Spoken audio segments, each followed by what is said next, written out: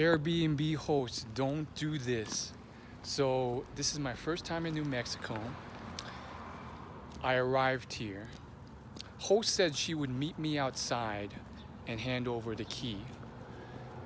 Probably waited outside for 30 minutes. She hasn't been responsive, didn't answer her messages, phone, text.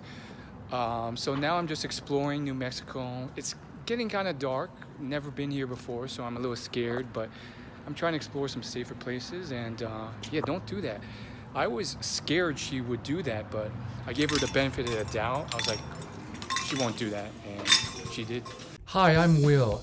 I spent my 20s living in a boring area with not much to do, and so I decided to pack up and travel the world through Airbnbs while working a remote job. I was willing to do whatever it took to live a more fulfilling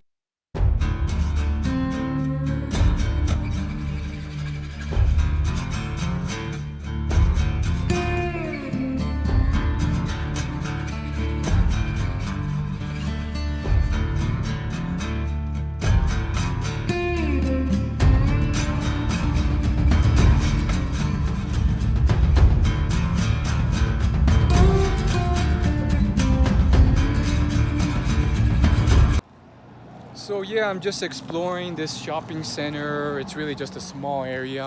Got some food, and I'm just gonna hopefully get this resolved. Still waiting for the host. She's a super host too, so I'm surprised.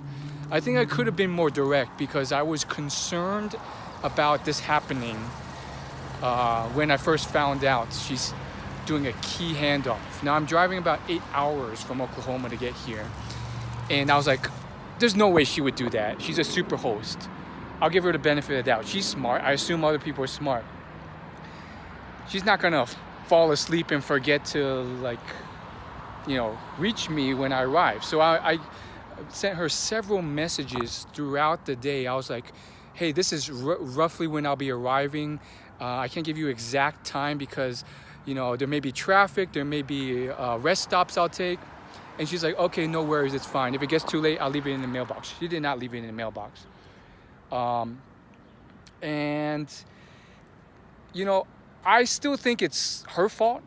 Like, she could be more clear. There's a reason why most Airbnb hosts use a dial pad.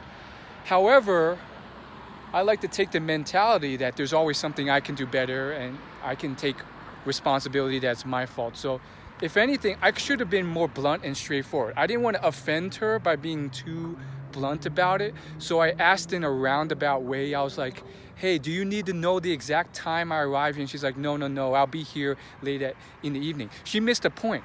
I should have just been direct and said, hey, I am concerned you will forget to meet me, and I'll be waiting outside for 30 plus minutes on the driveway. Can you just leave the key in the mailbox? Most people use digital keypads. So that's the one learning lesson. Airbnb hosts, don't do this. It's gonna wreck your ratings. I found a lot of hosts, well, not a lot. I found a couple hosts I've dealt with, and I've had the fortune of being in dozens of Airbnbs in my travels. Some hosts refuse to take responsibility. I had one where, long story short, my car got towed. I had to pay $300 fee,